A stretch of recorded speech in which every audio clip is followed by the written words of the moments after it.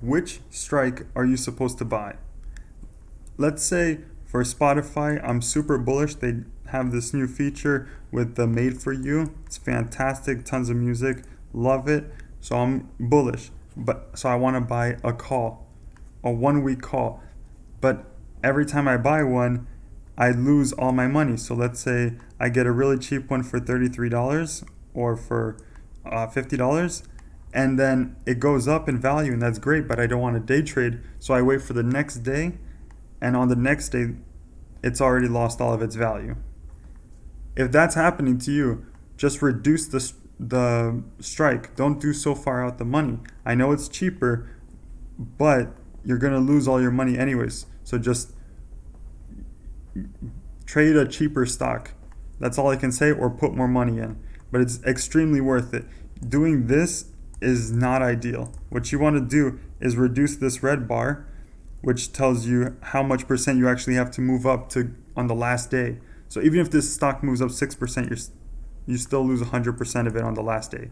So you want to move that all the way down to basically where it doesn't have to move up more than 1%.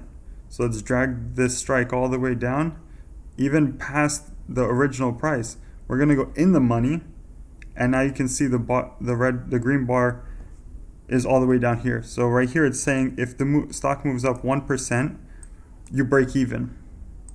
And then if it moves up 4%, you make 100% return. So even though it goes up on the first day, you no longer have theta decay because you're now in the money. So you can see every day you lose 1 or 2% off of 100. That's not a problem at all.